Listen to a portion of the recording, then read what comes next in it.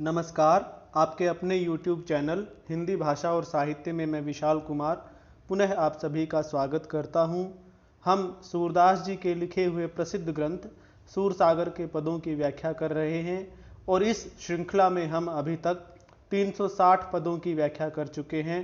आज पद संख्या 361 से प्रारंभ कर रहे हैं।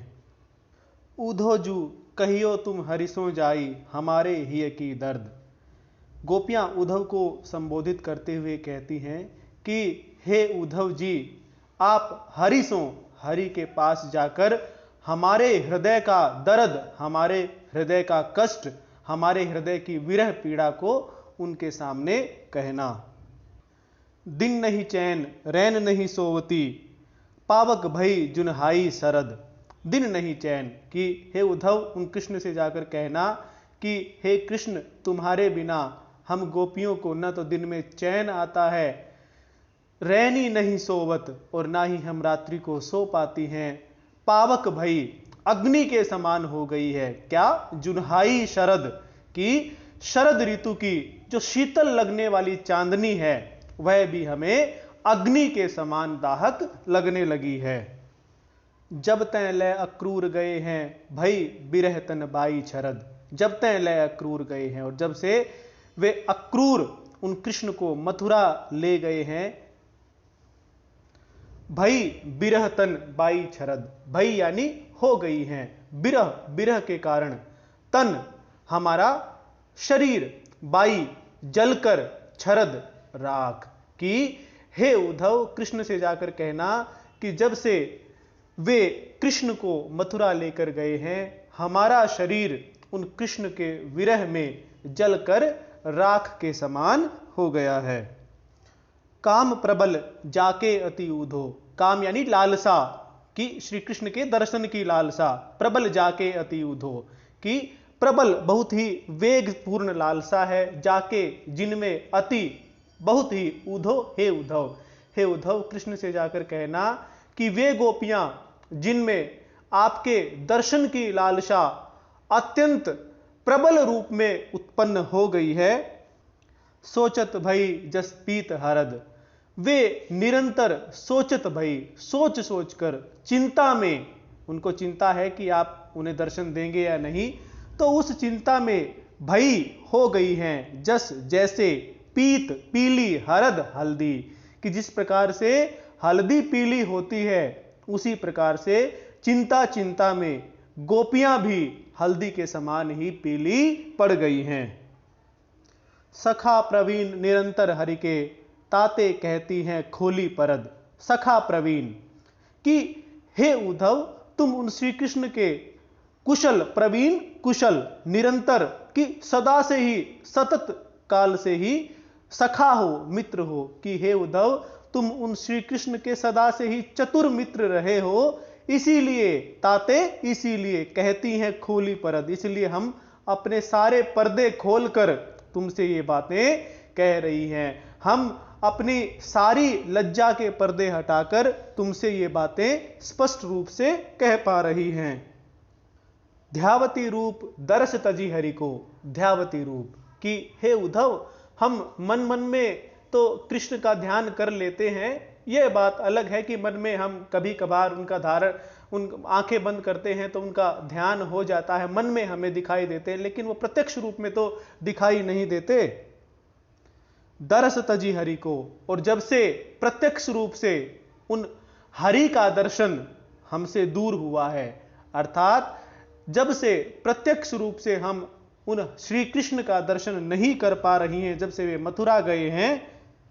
सूर मुरि बिनु होती मुरद, सूरदास जी कहते हैं कि वे गोपियां कहने लगी कि हे उद्धव हम मन मन में तो कृष्ण का ध्यान कर लेती हैं, लेकिन जब से हम प्रत्यक्ष रूप से श्री कृष्ण का ध्यान नहीं कर पा रही हैं, सूर मुर बिनु होती मुरद, यानी कि मूरी यानी कि संजीवनी, कि तब से हमारे लिए तो ऐसा हो गया है कि मानो कोई संजीवनी बूटी के अभाव में मृत हो गया हो। कोई संजीवनी बूटी के अभाव में किसी के पास, किसी को संजीवनी बूटी की आवश्यकता थी जीवित रहने के लिए, और उसकी संजीवनी बूटी उसके पास नहीं है और इसी कारण से वह मृत हो गया है।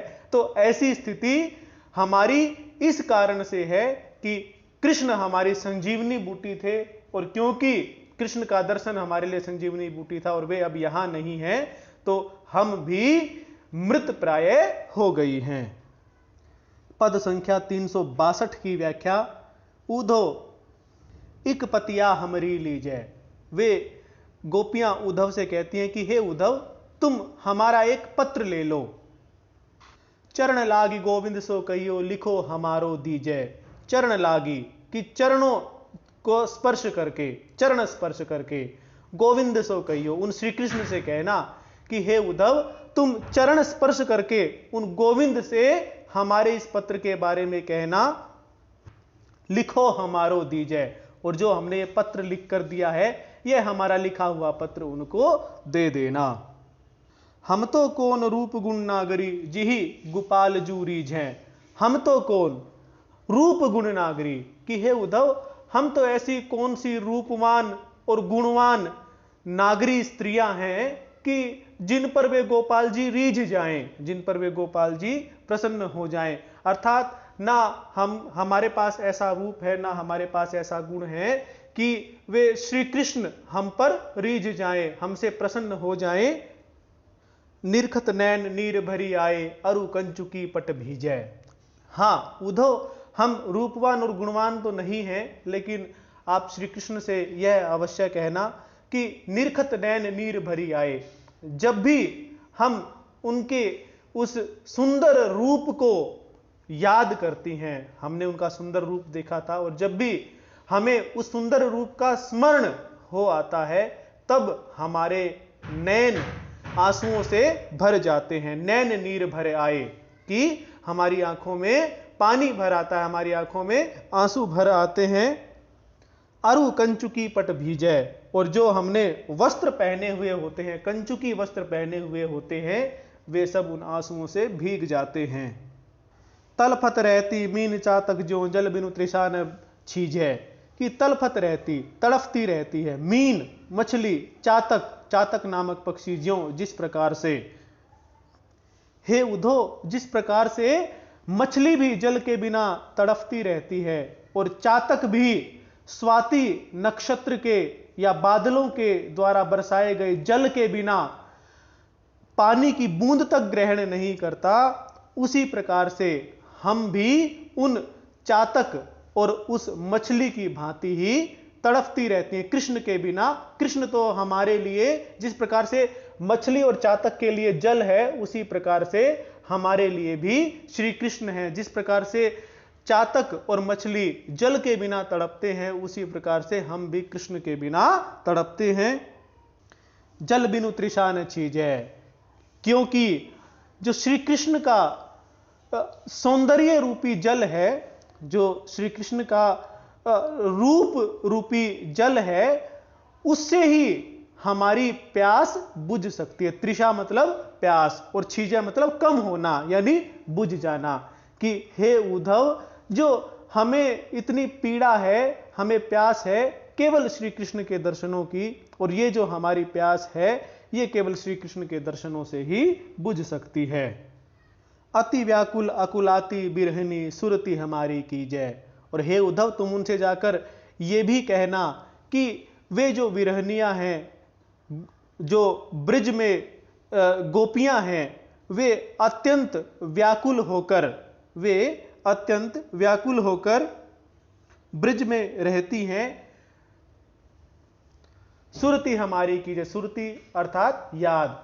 तो उनसे ये कहना कि हम बहुत व्याकुल हैं, और आप हमारी भी सुध लें, हमें भी याद कर ले, या हमें भी आकर दर्शन दे दें।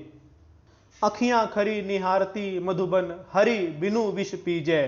अखियां, हमारी आंखें, खरी खड़े खड़े, निहारती देखती रहती हैं, मधुबन मथुरा की तरफ। कि हे कृष्ण, हमारी आंखें मथुरा की तरफ देखती रहती हैं, अर्थात तुम्हारी प्रतीक्षा करती रहती हैं, तुम्हारी प्रतीक्षा के लिए मार्ग की तरफ देखती रहती हैं। हरि बिनु विष पीजय, और उन श्री कृष्ण के बिना तो हमें यहां ब्रिज में रहना विष पीने के समान लगता है। सूरदास प्रभु कब ही मिलेंगे, देखी देखी मुख जीजय। सूरदास जी कहते हैं कि वे गोपियां उद्धव से कहने लगी कि हे उद्धव, तुम श्री कृष्ण से कहना कि गोपियां आपसे पूछ रही हैं कि हे प्रभु, आप फिर से ब्रिज में कब आओगे, क्योंकि वे गोपियां तो आपका ही श्रीमुख देखकर जीवित रहती हैं। पद संख्या 363 की व्याख्या। हम मतिहीन कहां कछु जाने, ब्रजवासिनी अहीर। गोपियां उद्धव से कहती हैं कि हे उद्धव, हम तो मतिहीन गोपियां हैं, हम तो मतिहीन बुद्धिहीन गांव की स्त्रियां हैं, हमें इतनी बुद्धि नहीं है, हम संसार के व्यवहार को नहीं जानती हैं, किस प्रकार से क्या कहना चाहिए हम इस बात को भी नहीं जानती हैं, इस प्रकार की मति हम में नहीं है। हम तो ब्रज में रहने वाली अहीर और निर्बुद्धि स्त्रियां हैं, इसीलिए हम ज्यादा कुछ तो जानती नहीं हैं। वह जो किशोर नवल नागरतन, बहुत भूप की भीड़। कि हे उद्धव, हम तो इतनी चतुर नहीं है, हम में तो इतना चातुर्य नहीं है, हम तो मूर्ख ही है, लेकिन वे जो श्री कृष्ण हैं वे तो नवल नागर यानी वे तो युवा हैं, नगर में रहते हैं और अभी किशोर ही हैं, उनका शरीर भी बड़ा ही सुंदर है, बहुत भूप की भीड़। और अब तो वे राजा भी बन गए हैं और राजा बनने के कारण उन्हें बहुत से राज कार्यों को निपटाना पड़ता है, इसीलिए उनमें तो अब चातुर्य होगा ही। एक तो वे युवा हैं, दूसरा मथुरा में रहते हैं, तीसरा वे राजा हैं और उन्हें बहुत से कार्य करने पड़ते हैं, इसीलिए वे तो चतुर ही होंगे। बचन की लाज सुरती करी राखो, तुम अली इतनो कहियो। हे अली, हे भ्रमर, हे उद्धव, तुम उनसे जाकर इतना कहना कि आप अपने वचन की लाज तो रखो।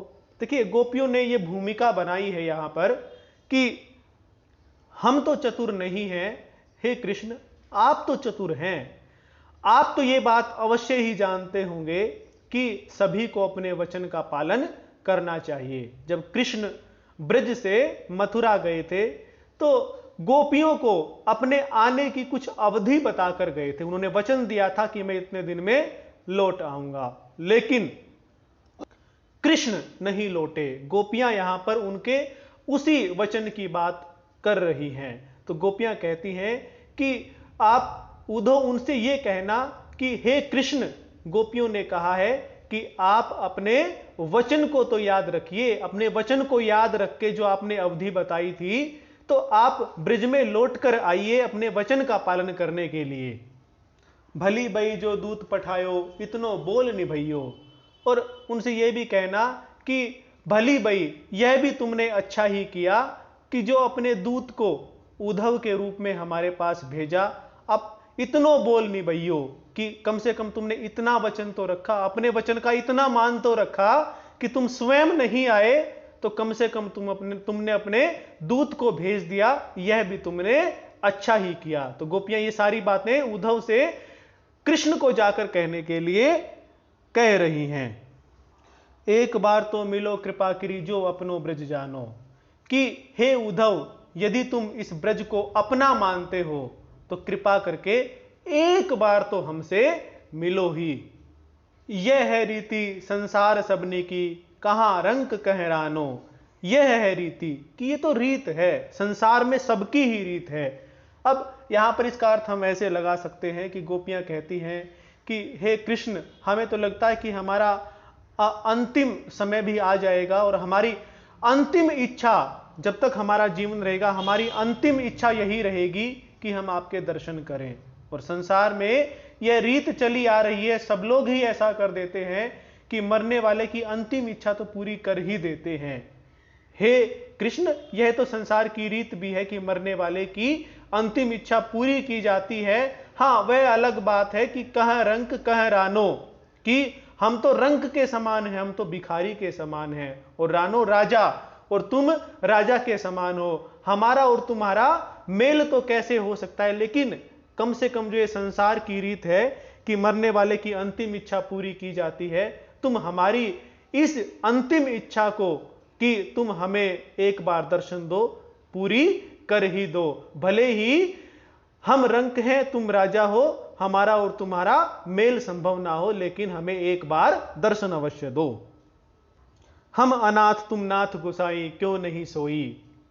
कि हे गोसाई, हे कृष्ण, हम तो अनाथ हैं और तुम हमारे नाथ हो, क्यों नहीं सोई।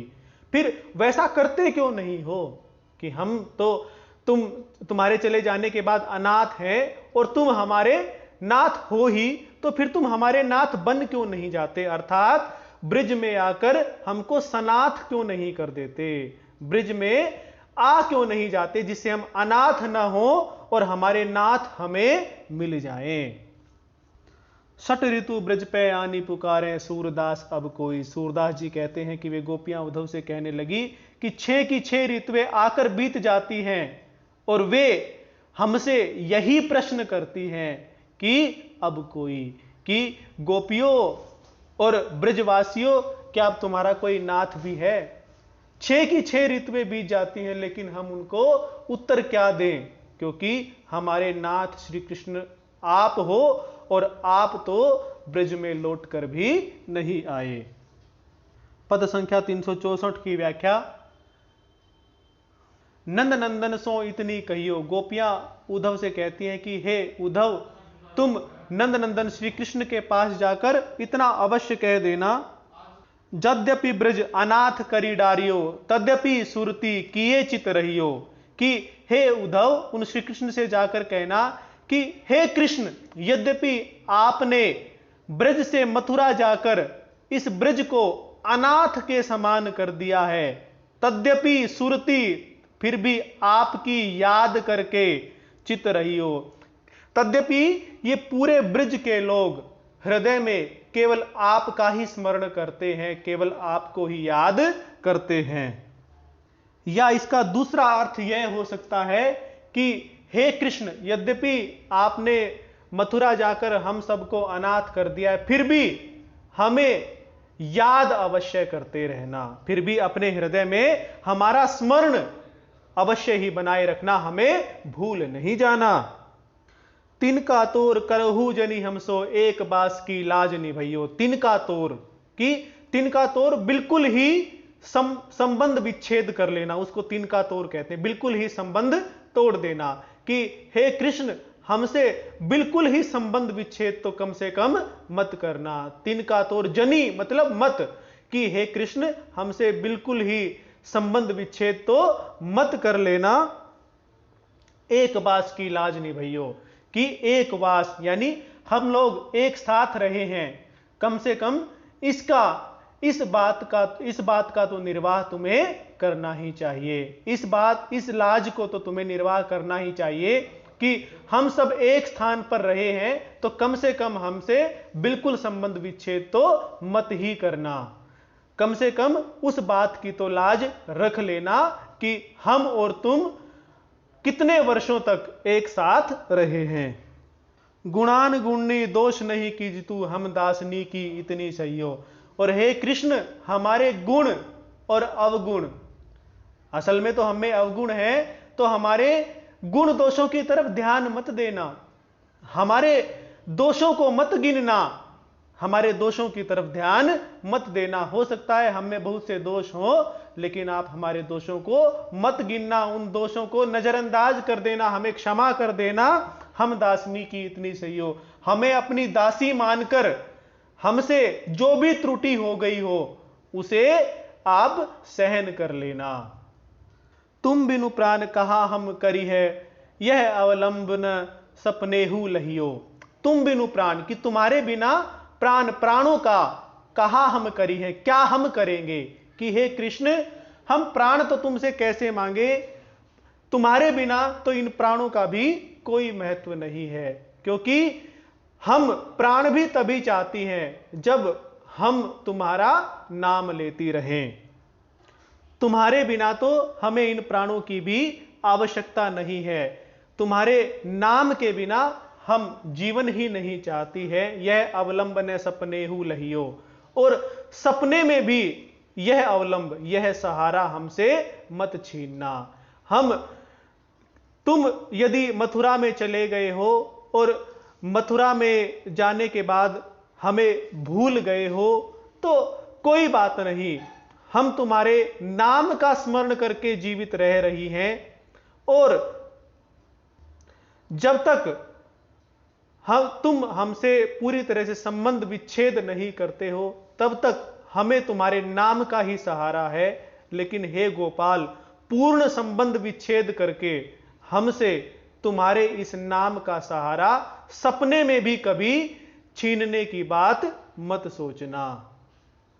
सूरदास पाती लिखी पठी, जहां नेह तह और निभइयो। कि सूरदास जी कहते हैं कि वे गोपियां उद्धव से कहती हैं कि हे उद्धव, तुम कृष्ण से कहना कि जहां तुमने हमसे प्रेम किया है तो अब उस प्रेम को निभइयो, उस प्रेम को निभाओ भी, आकर हमें दर्शन दो। और इस प्रकार से उन्होंने उद्धव के हाथ कृष्ण को संदेश भेज दिया। पद संख्या 365 की व्याख्या। बिनु गोपाल बैरिन भई कुंजय। कुंजय यानी लताओं के कुंज, बाग इत्यादि। हे कृष्ण, तुम्हारे बिना, हे गोपाल तुम्हारे बिना ये जो लताओं के कुंज हैं ये हमारे लिए शत्रु के समान हो गए हैं। तब वे लता लगती तन शीतल, अब वे भई विषम ज्वाल की पुंजय। तब वे लता, कि तब तो वे लताएं लगती अति शीतल, हमें बहुत ही शीतल लगती थी, बहुत ही संतुष्टि, हृदय को शीतलता प्रदान करने वाली होती थी। तब कब? जब श्री कृष्ण ब्रज में ही थे, मथुरा नहीं गए थे। कृष्ण के साथ में तो वे लताएं हमें बहुत ही शीतल लगती थी। अब वह भई विषम ज्वाल की पुंजय, लेकिन अब कृष्ण के बिना तो वे हमें विषम, बड़ी ही भयंकर ज्वालाओं के पुंज के समान लगती हैं। वृथा बहती जमुना खग बोलत, कि यह जमुना भी अब तो हमें व्यर्थ ही बहती हुई लग रही है। खग बोलत, और जो पक्षियों का चहचहाना है, पक्षियों की सुंदर आवाज है, वह भी अब हमें निस्सार लगती हैं, व्यर्थ लगती हैं, महत्वहीन लगती हैं। यानी कि गोपियों को गोपाल के बिना कुछ भी अच्छा नहीं लगता, किसी भी बात में उन्हें रस या आनंद की प्राप्ति नहीं होती। वृथा कमल फूलनी अली गुंजय, कि ये कमल के फूल भी व्यर्थ ही खिल रहे हैं, अली गुंजय, और ये भंवरों की गुंजार भी हमें अब व्यर्थ लगती है, नीरस लगती है। पवन पान घनसार सजीवन, दधिसुत किरण भई भान की भुंजय, कि पवन वायु, शीतल वायु, पान पानी, घनसार कपूर, सजीवन की जो संजीवनी प्रदान करते थे, किसी भी मनुष्य को, किसी गर्मी से व्याकुल मनुष्य को जीवन प्रदान कर सकने की शक्ति जो रखते हैं, शीतल वायु, पानी और कपूर। दधिसुत किरण, दधिसुत किसको कहा गया है? चंद्रमा को, और चंद्रमा की किरणें। देखिए, चंद्रमा की किरणें, शीतल वायु, पानी और कपूर, ये सब शीतलता प्रदान करने वाले माने जाते हैं, इसीलिए इन्हें संजीवनी के समान कहा गया है। तो ये सब अब कृष्ण के बिना भय हो गए हैं। भानु की भुंजय, कि सूर्य की जला देने वाली, भून देने वाली किरणों के समान अब हमें लगते हैं, सूर्य की दाहक किरणों के समान अब हमें ये लगते हैं। अभी हमें शीतलता प्रदान नहीं करते, अपितु अब तो हमें ये पीड़ा प्रदान करते हैं। यह ऊधो कहियो माधो सो, मदन मारी कीन्ही हम लुंजय। यह ऊधो कहियो माधो सो, कि हे उद्धव, तुम माधव से, कृष्ण से यह कहना कि मदन, कामदेव ने अपने बाणों से मार मार कर हमें लुंज पुंज बना दिया है। सूरदास प्रभु तुम्हारे दरस को, मगजोवत अखियां भई गुंजय। सूरदास जी कहते हैं कि वे गोपियां उद्धव से कहने लगी कि हे उद्धव, तुम कृष्ण से कहना कि हे कृष्ण, तुम्हारे दर्शनों की लालसा में, तुम्हारे दर्शनों के लिए प्रतीक्षा करते करते हमारी ये आंखें गुंजों के समान हो गई। गुंजों का रंग बड़ा ही लाल होता है, तो हमारी ये आंखें भी गुंजों के समान ही लाल हो गई हैं। पद संख्या 366 की व्याख्या। उद्धव इतनो कहियो जाई, हे उद्धव, तुम कृष्ण से जाकर इतना कहना, अति कृष्गात भई ये तुम बिन परम दुखारी गाई। कृष्गात, कमजोर शरीर वाली, कि तुम्हारे विरह में ये गाय दुखी होकर इतनी दुखी रहती हैं कि ये बहुत कमजोर शरीर वाली हो गई हैं। जल समूह बरसती दो अखियां हुकती लो है नाऊ, कि जल समूह बरसती दो अखियां, इनकी दो आंखों से हमेशा ही आंसुओं की बारिश होती रहती है। हुकती लो है नाऊ, लो मतलब लेने पर, और जब भी तुम्हारा नाम इनके सामने कोई ले देता है तो ये हुकने लगती हैं। जहां जहां गोदोहन कीनो सूंघती सोई ठाऊं, और जहां जहां तुमने इन गायों का दूध निकाला था, दोहन किया था, सूंघती सोई ठाऊं, ठाऊं यानी स्थान, ये उस स्थान को तुम्हारी स्मृति में सूंघती रहती हैं। परती पछार खाई छिन ही छिन अति आतुर वह दीन, परती पछार खाई, और ये तुम्हारे विरह में इतनी व्याकुल हैं कि ये पछाड़ खा खाकर बार बार गिर जाती हैं। अति आतुर वह दीन, और ये इतनी दीनहीन हो गई हैं, इतनी व्याकुल हो गई हैं। मानहु सूर काढ़ी डारी हैं बारी मध्य तय मीन, कि सूरदास जी कहते हैं कि वे गोपियां उद्धव से कहने लगी कि तुम उन श्री कृष्ण से जाकर कहना कि ये गायें, इन गायों की दशा तो ऐसी हो गई है मानो किसी ने मछली को पानी से निकालकर बाहर रख दिया हो, और जिस प्रकार से वह मछली पानी के बिना तड़पती है, तो वैसे ही ये गायें भी तुम्हारे विरह में उस मछली के समान ही तड़पती रहती हैं।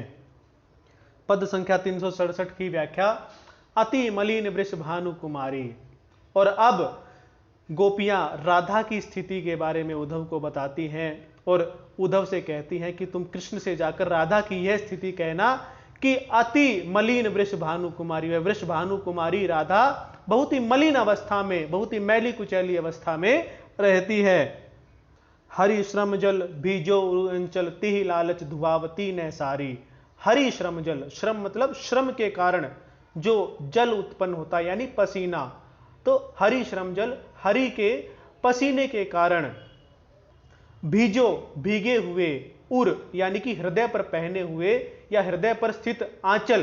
देखिए जब श्री कृष्ण और राधा ने क्रीड़ा की तो श्री कृष्ण को जो श्रम जल आया, पसीना आया, उस पसीने से राधा के हृदय पर जो आंचल था वह भी भीग गया और उसमें श्री कृष्ण की जो वह सुगंध थी वह समा गई। तो उस सुगंध, वह सुगंध समाप्त ना हो जाए इसलिए राधा अपनी साड़ी को धुलवाती भी नहीं है, वह उसी साड़ी को अब तक पहने हुए है। अधमुख रहती अनत नहीं चितवती, जो गत हारे थकित जुआरी। अधमुख रहती कि वह जो है नीचा मुंह किए रहती है, मुख को नीचे की तरफ किए हुए रहती है। अनत नहीं चितवती, और कहीं भी नहीं देखती, केवल धरती की तरफ देखती रहती है और कहीं अन्यत्र वह नहीं देखती। किसकी भांति? जो गत हारे, जिस प्रकार से हार जाने पर थकित जुआरी, जुआरी व्यक्ति जुए में अपना सब कुछ हार जाने पर व्यथित हो जाता है और निराश हो जाता है, उदास हो जाता है, उसी प्रकार से वह राधा भी उदास होकर केवल धरती की तरफ देखती रहती है, अन्यत्र कहीं भी नहीं देखती। छूटे चिकुर बदन कुमिलाने, जो नलिनी हिमकर की वारी मारी। छूटे चिकुर की, चिकुर यानी बाल, उसके बाल जो है बिखरे हुए रहते हैं, बाल संवारे हुए नहीं रहते हैं। बदन कुमिलाने, और उसका मुख जो है कुमलाया हुआ रहता है, मुरझाया हुआ रहता है। किस प्रकार से? जो नलिनी हिमकर की मारी, जिस प्रकार से कमलिनी जो पुष्प होता है उस पर यदि हिमकर यानी कि पाला पड़ जाए, यदि कमलिनी के पुष्प पर पाला पड़ जाए तो पाला पड़ने से जिस प्रकार से वह मुरझा जाता है, उसी प्रकार से राधा का चेहरा भी मुरझाया हुआ रहता है। हरि संदेश सुनी सहज मृतक भई, एक बिरहनी दूजे अलिजारी। हरि संदेश सुनकर सुनी कि, और हे उद्धव, तुमसे उन कृष्ण का संदेश सुनकर सहज मृतक भई, वह तो स्वाभाविक रूप से मृतक के समान हो गई है, क्योंकि एक तो पहले ही वह विरहनी है, विरह से पीड़ित है, दूजे अलिजारी, और दूसरा हे कृष्ण, तुमने अपने इस मित्र उद्धव को, इस भ्रमर को भेजकर उसे अपने संदेश के द्वारा जला दिया है। तो हे कृष्ण, इस उद्धव का संदेश सुनकर तो वह स्वाभाविक रूप से मृतक के समान ही हो गई है। सूरदास कैसे करी जीवे ब्रज बनिता बिनु श्याम दुखारी। सूरदास जी कहते हैं कि हे वो गोपियां कहती हैं कि हे उद्धव, तुम कृष्ण से जाकर कहना कि हे कृष्ण, तुम्हारे बिना, बिनु श्याम, कि हे श्याम तुम्हारे बिना दुखारी, दुख से युक्त दुखी गोपियां कैसे करी जीवें, किस प्रकार से जीवित रह पाएंगी। ब्रज बनिता यानी ब्रज की गोपियां किस प्रकार से जीवित रह सकेंगी। पद संख्या 368 की व्याख्या, उद्धव तुम्हारे पांव लागती हो। गोपियां उद्धव से कहती हैं कि ये उद्धव, हम तुम्हारे चरण स्पर्श करते हुए यह बात कह रही हैं, बहुरी इह ब्रज कर ही बांवरी। और क्या कहती हैं कि बहुरी फिर से इह ब्रज, इस ब्रज में, कर भी कि आना, करना, बांवरी यानी कि चक्कर लगाना। जैसे भंवर कहते हैं चक्कर को, तो फिर से लौट कर आना। तो गोपियां कहती हैं कि हे उद्धव, हम तुम्हारे पांव का स्पर्श करके, चरणों का स्पर्श करके तुमसे याचना करती हैं कि तुम फिर से इस ब्रज का चक्कर अवश्य लगाना। निसी ने नींद भोजन नहीं भावे, हमें रातों को तो नींद नहीं आती और हमें भोजन भी अच्छा नहीं लगता। चितवत मग भई दृष्टि झांवरी। चितवत मग, मग यानी रास्ता, और कृष्ण के आने का रास्ता देख देख कर दृष्टि भई झांवरी, हमारी दृष्टि भी झांवरी हो गई है, अर्थात हमारी आंखों में झाइयां पड़ गई हैं।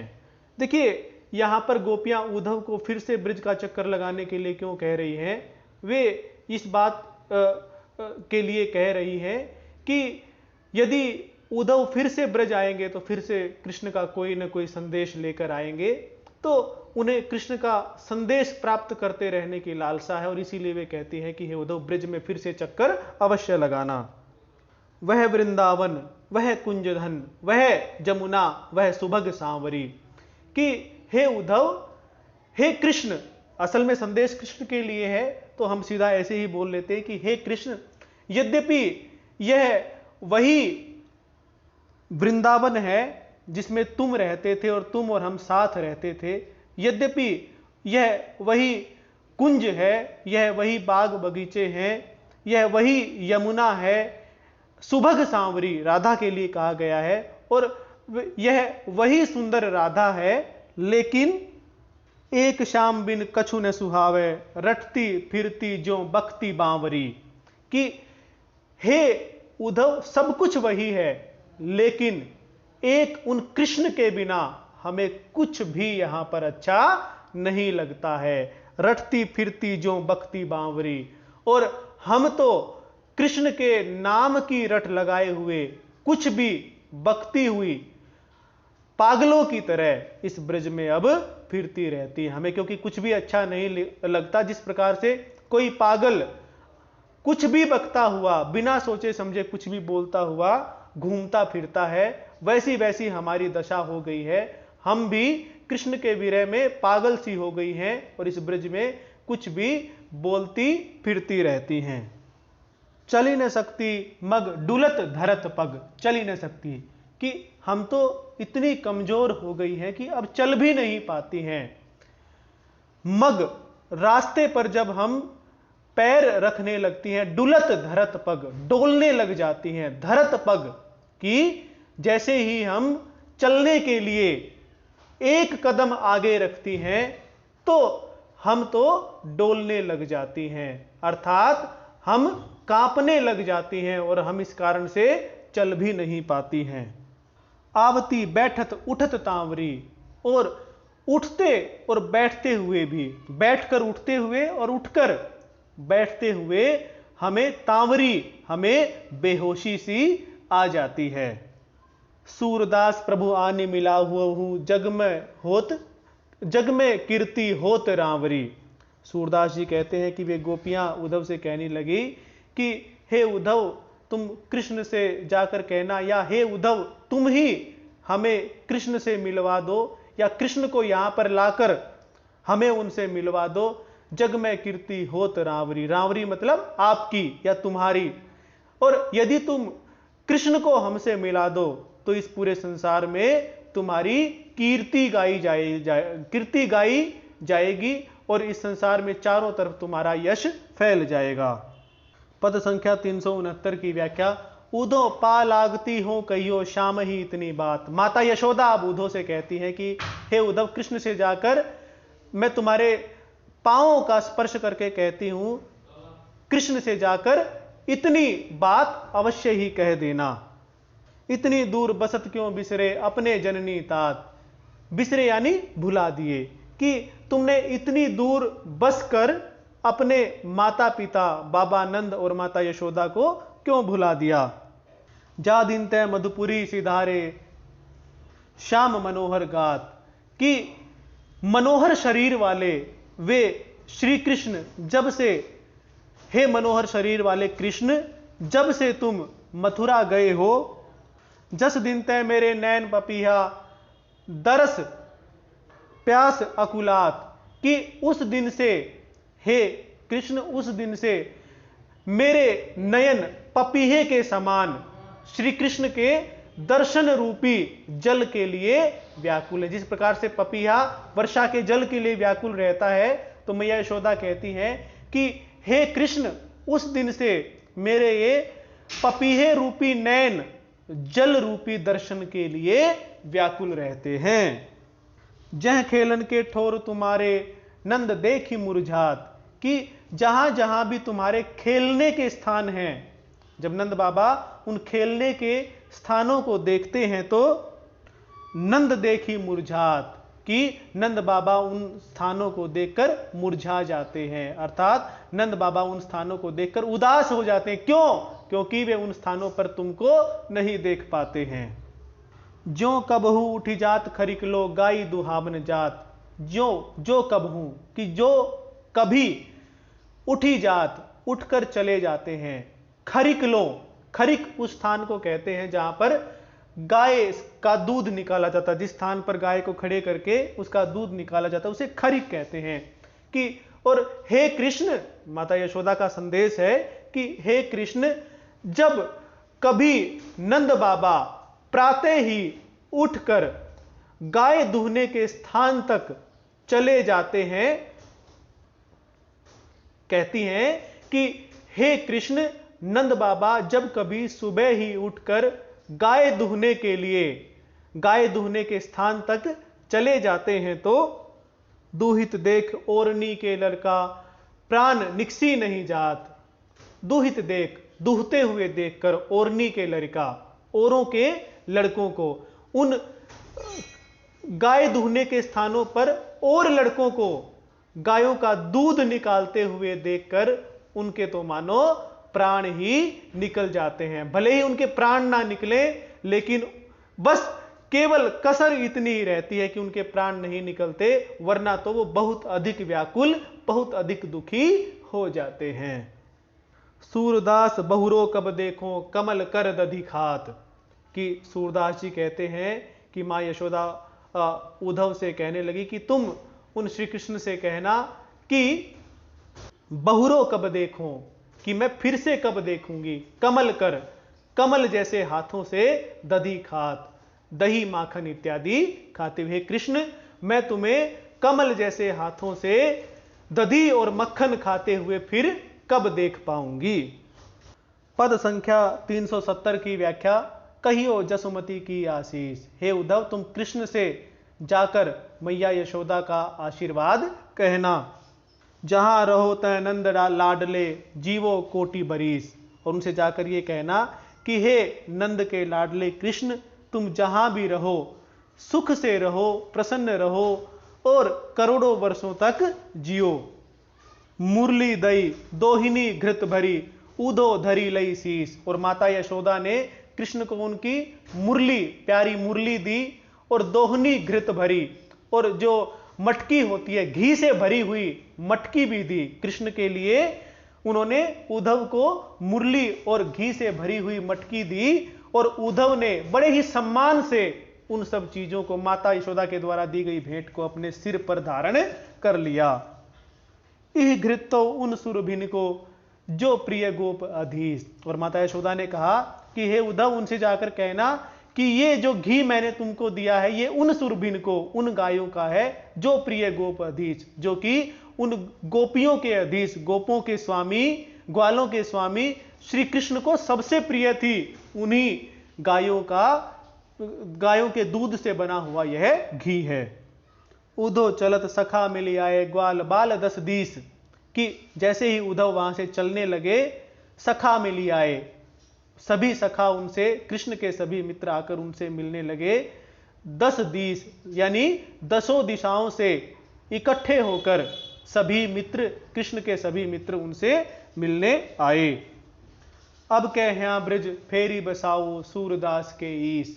और सूरदास जी कहते हैं कि वे कृष्ण के सखा उद्धव से कहने लगे कि हे उद्धव, कृष्ण से जाकर कहना अब कह यहाँ ब्रज फेरी बसाओ, कि हे कृष्ण अब फिर से यहां आकर ब्रज को फिर से बसा दो, तुम्हारे बिना तो ब्रज उजड़ सा गया है, कि हे भगवान कृष्ण आप फिर से यहां आकर इस ब्रज को फिर से बसा दो। तो आज हमने पद संख्या 370 तक की व्याख्या की। धन्यवाद।